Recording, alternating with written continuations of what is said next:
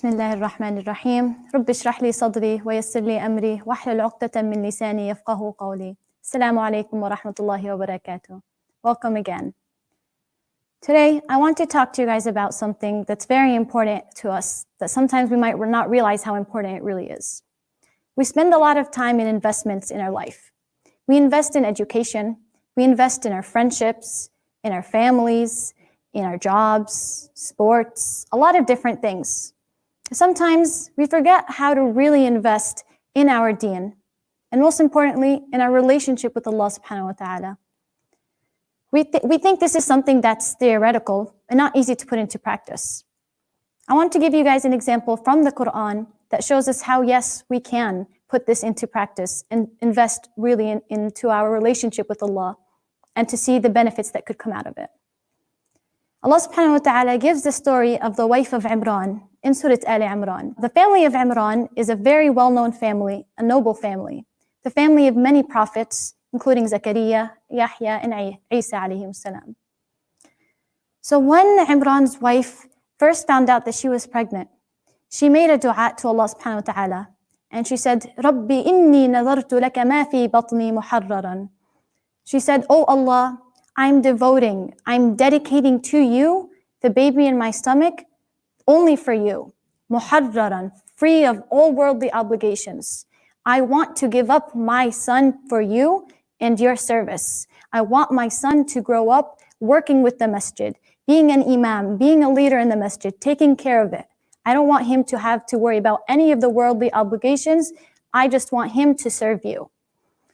And then she says, فَتَقَبَّلْ مِنِّي. She says, Oh Allah, accept from me this offering. And she says this why?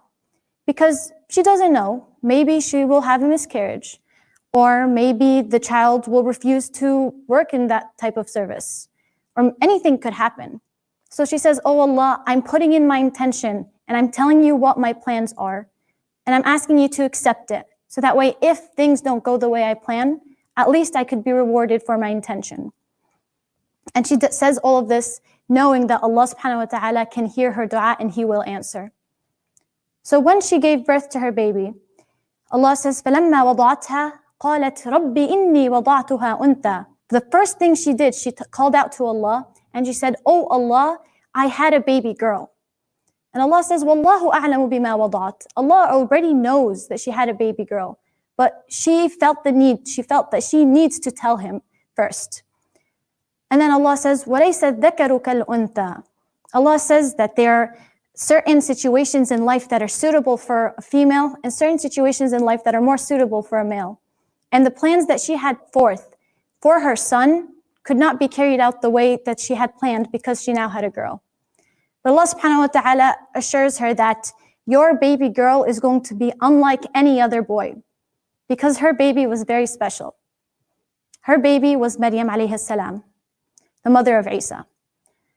So after she gets over this shock and she tells Allah, okay, I'm going to carry on with my plans. And she says, Inni sammaytuha Maryam, I'm going to name her Maryam, and I'm asking you, O Allah, to protect her, wa dhurriyyataha, and her children, and her future generation, min ash-shaytanir rajim. O Allah, please take care of my daughter, take care of her future children, and her generations to come. So she's thinking ahead already for her children and for the future, and thinking not financially, not in terms of their careers, but in terms of protection from Allah subhanahu wa ta'ala. So Allah subhanahu wa ta'ala says, فَتَقَبَّلَهَا رَبُّهَا بِقَبُولٍ حَسَنٍ. Allah subhanahu wa ta'ala accepted this baby, this offering, accepted this mother and her daughter بِقَبُولٍ حَسَنٍ, in the best type of acceptance. And then أَنْبَتَهَا نَبَاتًا حَسَنًا. Allah subhanahu wa ta'ala says, He planted her in an environment that is suitable for this service. He created the world around her in the exact way that she needs it, so she can thrive and truly dedicate her life to Allah subhanahu wa ta'ala. She had a place in the masjid set aside for her where she could study and worship and really dedicate herself to the service of Allah.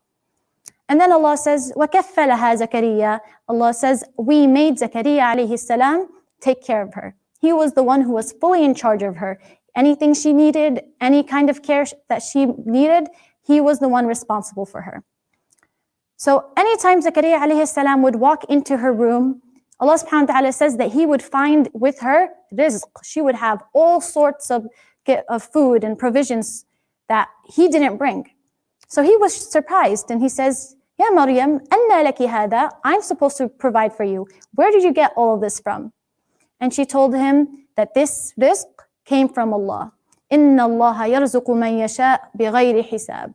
She tells him and she reminds him, this young girl, she reminds this prophet that Allah subhanahu wa ta'ala will provide for anyone bighayri hisab, without waiting for anything to come back. And from this instance, Zakaria alayhi salam learns from her, and there's another story that mentions how he went forth and made dua for a baby despite his old age, and Allah gave him the Prophet Yahya alayhi salam. But that's a story for another time. I want us to really focus now on the wife of Imran and her daughter Maryam and the lessons that we can learn from such role models. First, the wife of Imran was not even mentioned by name. She wasn't a prophet. She was just a regular person, just like me or you. But Allah subhanahu wa ta'ala heard her dua and He accepted it. You don't have to be a prophet to have your dua accepted. This is something that's very important for us to understand. And the second lesson that I really want to focus on is her relationship with Allah subhanahu wa ta'ala. He knew everything about her thought process, her ideas, her plans, everything she bounced back with Allah subhanahu wa ta'ala. She would talk to Him freely, the way you would talk to a friend.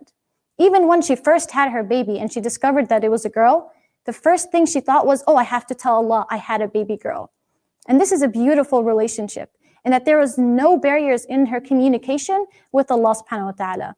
And we should have that type of relationship where anything that comes to mind, we should be free to talk to Allah the way we talk to our friends, to always turn back to Him, to re-strengthen our relationship. It doesn't only come from salah and reading Quraan and other acts of worship.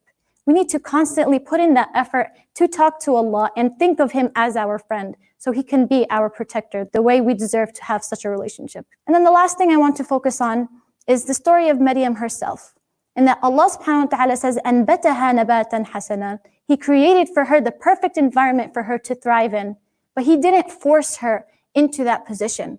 She picked it. The same way Allah subhanahu wa ta'ala plans everything in our life and makes it perfect for us in our unique situation so that we can come closer to Him.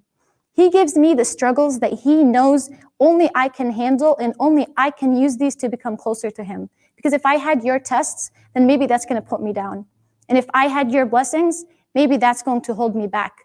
But Allah knows my unique capabilities and He gives me what I need. Allah subhanahu wa ta'ala wants us to make it to Jannah. He wants us to build this connection with Him, and He pushes us towards Him. And it's up to us to make that step and to make that choice. I ask Allah subhanahu wa ta'ala to make us of those who have a strong relationship with Him. I ask Allah to make us of those who choose to connect with Him, and make us of those who are guided. Ameen. Jazakumullahu khairan. Thank you for joining me again. Assalamu alaikum wa rahmatullah.